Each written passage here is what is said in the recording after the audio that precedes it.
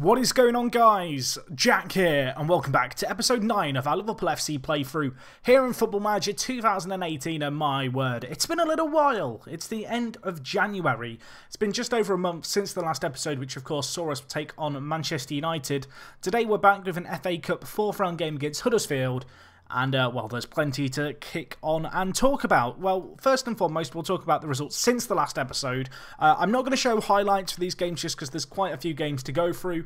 I want to cover each of them kind of very briefly. But you can see here a real mixed bag. In the last 7 games, only 3 wins, one of which was in the Cup as well. So really less than ideal form. We started things off with a 3-1 defeat against Newcastle United. Of course, we beat them 2-0 on the opening day of the season. Ayoze Perez decided that he was the greatest player on earth. He got a hat-trick against us. It was a less than ideal start to a really tricky run of games. Anyway, the next game we had was against Swansea. We won this one 4-1. I should perhaps clarify that when I say a tricky run of games, these are the kind of games which you really expect to do well in, but inevitably, as is the case in real life and in Football Manager, it never quite works out that way. But against Swansea, you know, to bounce back immediately with a 4-1 win, you thought things were on the up, and well, they were on the up for about 2 days, because we took on Southampton 2 days later to start the year, and as you can see here, Van Dijk and Gabbiadini with the goals. Good performance by Southampton, fair play to them. Tricky always going away from home to St Mary's, but still, you know, pretty disappointing. Anyway, the next few games, we've kind of picked things up a little bit. We've been unbeaten in our last 4. We started things off with what would be a expected win, a 4-0 one against Reading in the FA Cup 3rd round. Following on from that, a really good result actually, this one against Huddersfield. We won the game 3-1, but we actually had Moreno sent off in the 5th minute. So we played pretty much 85 minutes of this game down a man. It didn't matter. Kasper Dolberg, the pick of the bunch, he was just incredible this game. He's a player who's really developed nicely so far this season. And yeah, you can see here, 8 league goals for him. Not too bad of a return at all for a player who very much is kind of a rotation option for us. Certainly not a mainstay of the first team. Anyway, after that game against Huddersfield, 2 1-1 draws. They came against West Ham, where Alex Oxlade-Chamberlain drew us level, a game that we should have done better in. And then the game against Stoke, we relied on a 86th minute penalty to salvage a share of the spoils. So yeah, all in all, you can see, look at that form, not exactly ideal. Today we take on Huddersfield, but there is a little bit that I want to talk about. First and foremost, we have signed a new contract at the club. I know, fantastic news. I'll put the overlay of gameplay showing me getting the contract on screen now. But yeah, we got a contract. I did actually ask for a bigger transfer budget and the ability to remove the possession philosophy from our kind of agreement with the club. The chairman wasn't having it, so unfortunately we are stuck with those, well, I was about to say with those 2 philosophies, with the possession philosophy, but also the lack of a transfer budget. Other bits of news, in terms of transfers, we've actually had a fair few that happened, perhaps a little unexpected. There is one new addition which we'll talk about shortly. But in terms of outs, I've got rid of a lot of dead wood in the team. John Flanagan has gone to Southampton for £8.5 million. That was already agreed before last episode, I believe. James Milner has gone to Stoke for £6.75 million. But on top of those 2 players who I think have been on their way out for a while, we sold Bogdan to Dynamo Kiev for £1.3 million. Danny Ward went to Crystal Palace for £5 million. Danny Ward's kind of an interesting case, of course, was on loan at Huddersfield last year in real life. He's a good goalkeeper, but he's not a great goalkeeper, and at 24, it's very unlikely he was ever going to break into our first team. So to get £5 million for him, I don't think it's too bad. Klavan has gone out on loan to Lyon. Good little transfer, I think, for everyone involved there. Klavan, obviously 2 years left on his contract. I would have liked to have sold him, but at the same time, you know, we take him off our books. It means he's not going to get worried about the lack of first-team football, which is something he was kicking up a little bit of a fuss about. And, well, 2 other loanees. Harry Wilson has gone on loan to Hull. He had a reasonable spell at Blackburn. You can see here, or not Blackburn, sorry, Blackpool. He got a 7.01 average rating, played fairly well, and he's now going to be trying his luck at, well, Championship club. You can see here, Hull, and he scored on his debut, so really good news for him. Anyway, the last player, Ben Woodburn, gone to West Ham to be a key player. I think first-team football for him is going to be very important this year. I can't give him quite enough, so I'm hoping that in playing for West Ham, he's really going to be able to find his feet, cement himself as a first-team regular there, and get, well, a good 6 months of football. Anyway, one new addition to the side, a player who, I'll be honest, I've never heard of before. His name is Arthur. He's Brazilian. No youth caps, no caps at international level. You can see here his history is really limited in terms of FM. I think that's a database issue. I did a little bit of research on this guy. He's been playing in Grêmio's youth team for a while. I think he made his senior debut in 2015. And this year, in real life, he's become a mainstay of their first team following a spate of very good performances, including in the Copa Libertadores. So we've signed him. You can see he had a really good season in Brazil. 32 appearances, 5 assists, a 7.4 rating. And yeah, at 21 years old, seemed like a really good buy just to get in. A really good midfielder. Also gives us a deep line playmaker option as an alternative to Jordan Henderson, which I think is nice. And when you actually compare him to Jordan Henderson, whilst Henderson is perhaps the better player, there isn't a massive margin in them. You can see here, the green is actually Arthur, so you could argue that he's better in some regards, certainly.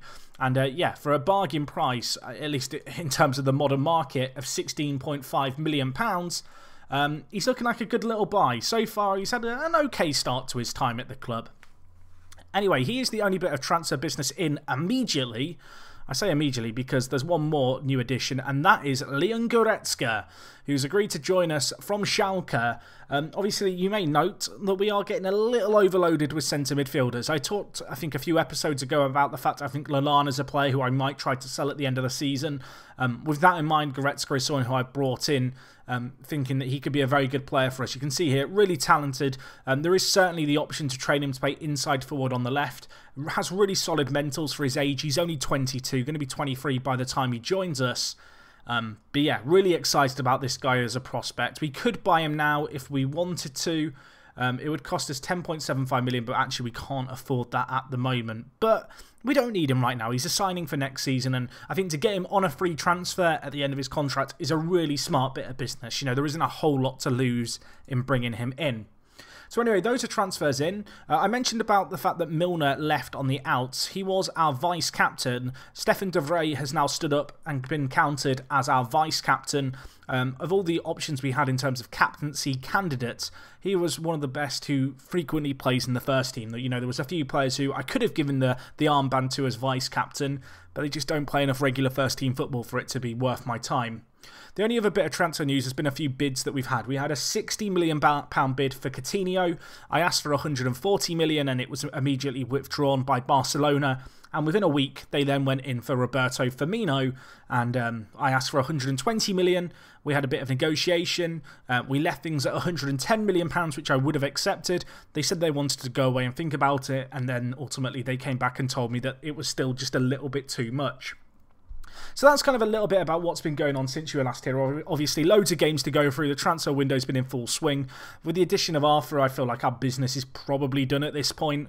In terms of our team for today's game, we are going to be taking on, as you can see here, Huddersfield. We did play a midweek game, so our players are a little tired. This is the FA Cup, and the reason I'm doing this game today is because I'm thinking we'll do the Manchester City and Ludogorets games as a double header, that being the first leg of the Champions League first knockout round, and then we might possibly do the Chelsea and Ludogorets games next episode after that, just because they kind of line up quite nicely, those fixtures. So anyway, in terms of our team for today's game, I think we're going to rotate the team quite heavily. You can see here I've not exactly rotated it that much to start things out, but I think it probably makes sense just in terms of just making sure that we don't get any injuries. It might be a good chance to play Rajkovic.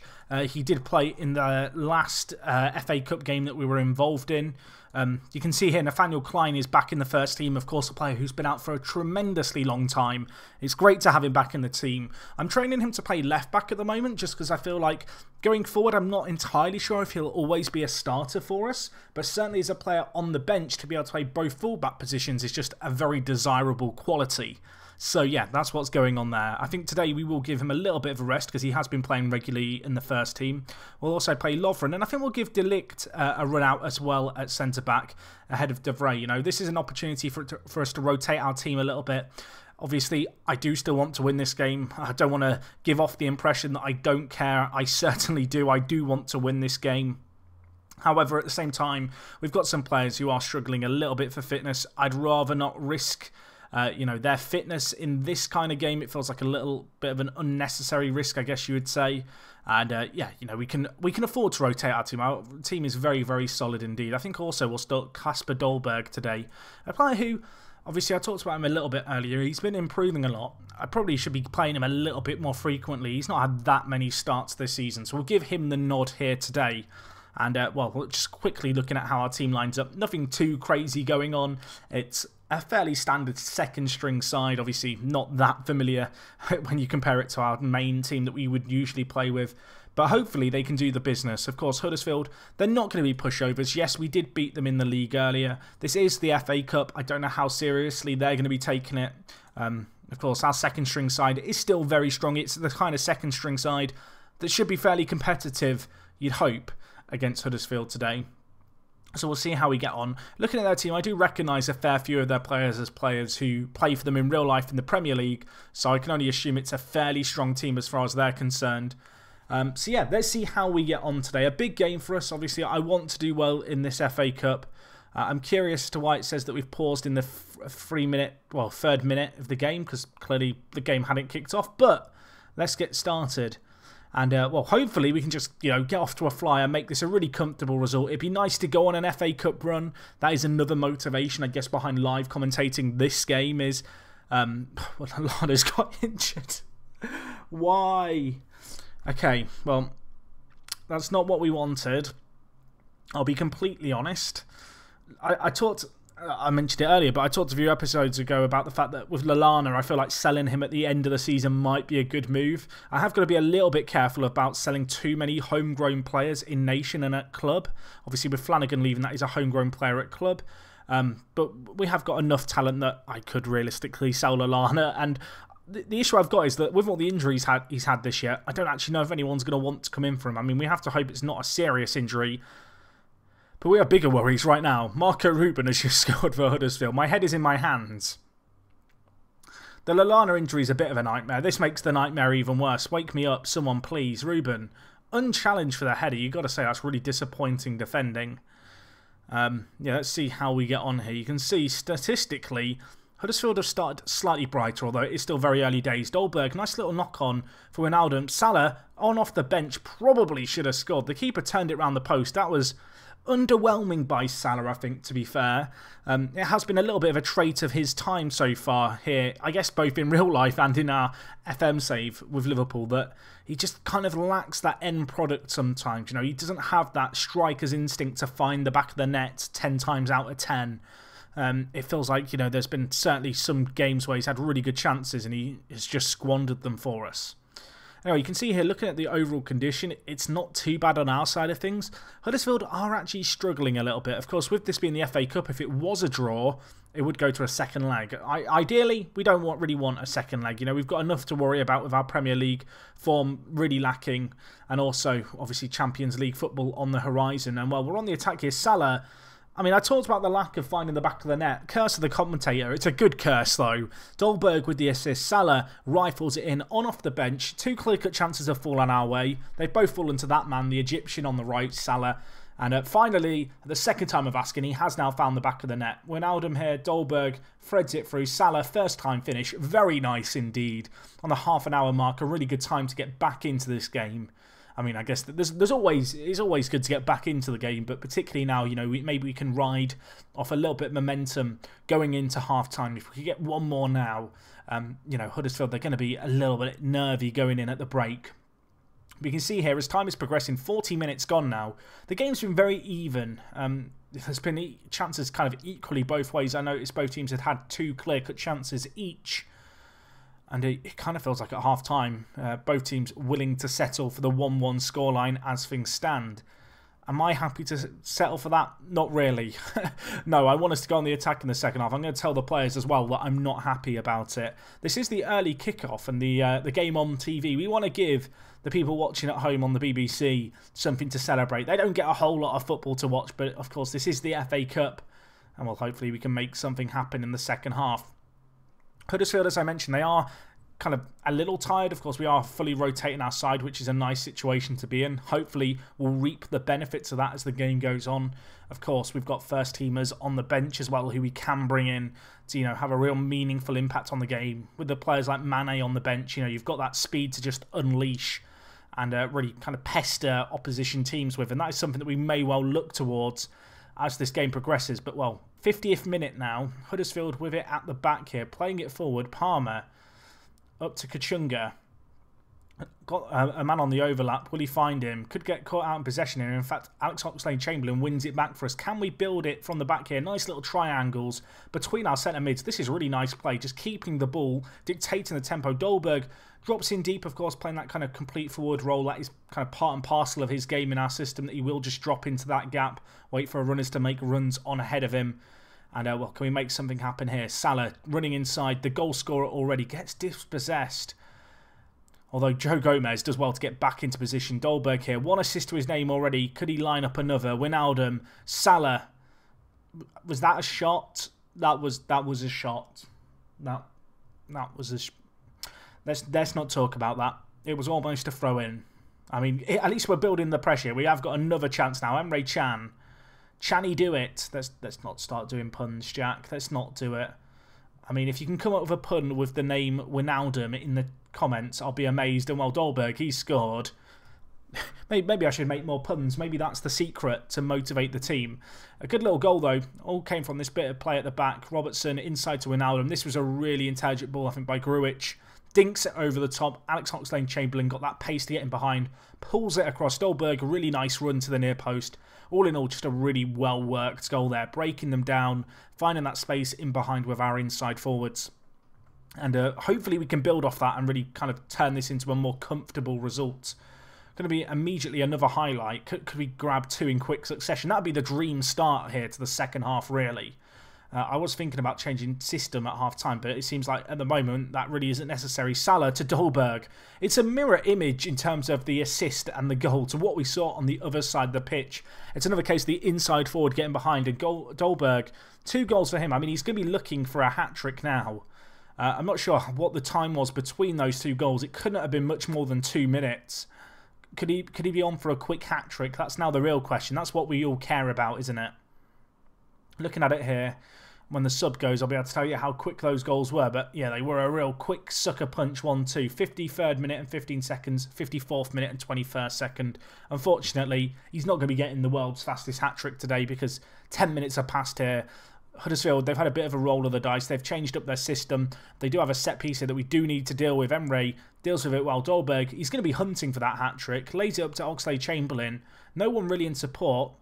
And is dispossessed. De Ligt, of course, playing today. A player who we signed from Ajax at the start of the year at centre-back. I kind of saw him as a 4th to 5th choice centre-back, given the way the injuries have gone this year, including, obviously, him getting injuries and the lack of injuries to our kind of normal back 4.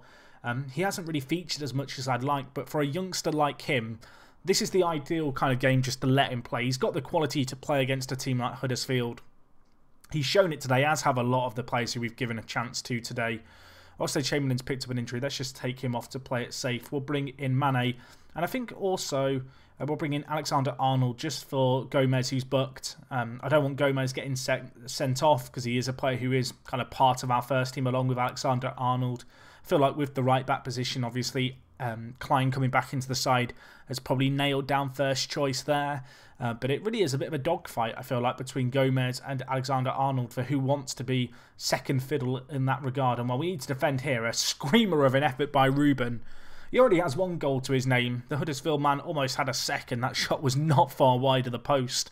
But time just easing away here. We are watching it go. We are going to run out 3-1 victors here.